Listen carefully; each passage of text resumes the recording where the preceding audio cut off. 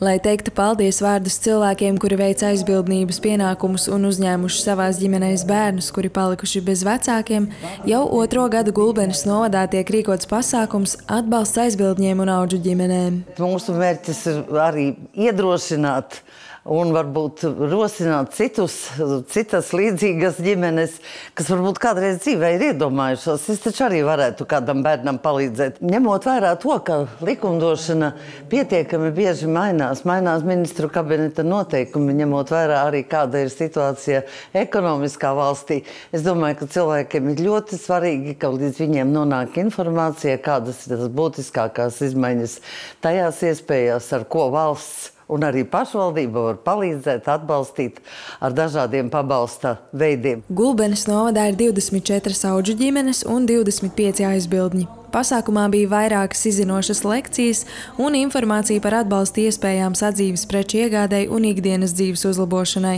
kā arī papildus pabalsta veidu, kas iespējams jauniešiem sasniedzot 18 gadu vecumu. Viņi varēs pretendēt uz pabalsta veidu finanšu pratībā un uz mentoru atbalstu vai uz izglītojošām grupām.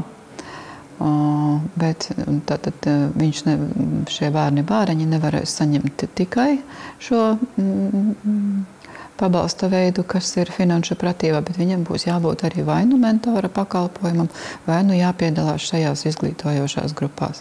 Šo atbalsta veidu varēs saņemt līdz 21 gada vecumam vai līdz 24, ja šis bērns turpina mācīties. Šogad pasākuma apmeklētāji tikās Vecgulbenes muižā, kur ģimeniskā gaisotnē uzzināja ne tikai par būtiskām aktualitātēm, bet arī dalījās pieredzē. Es redzu to atpakaļ saikni, ko es varbūt esmu tās naktis negulējusi, ko es esmu varbūt viena pati kaut kur noraudājusi, kā es tikšu galā. Jo ir darbs un ir jāapvieno viss.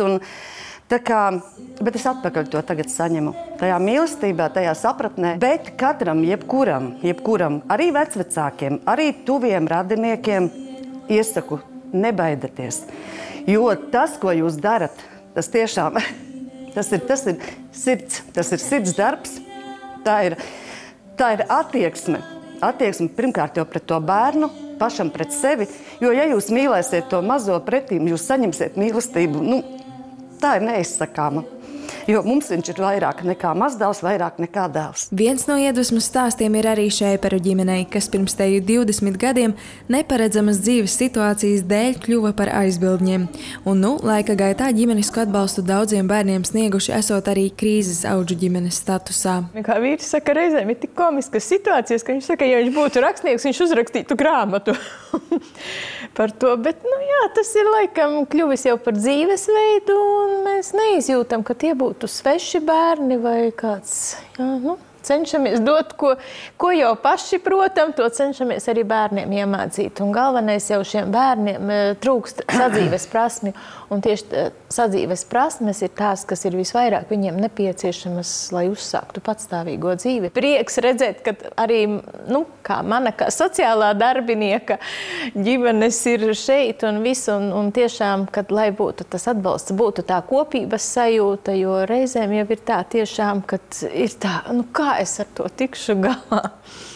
Un kad vajag arī to pozitīvo lādiņu, kas tevi uzlādē tā ikdienai. Pasākumā aktualizēti dažādi jautājumi saistībā ar audžu ģimenes statusu, lai sniegtu atbalstu ne tikai esošajiem aizbildņiem un audžu ģimenēm, bet arī aicinātu ikvienu izvērtēt iespējas kļūt par audžu ģimeni.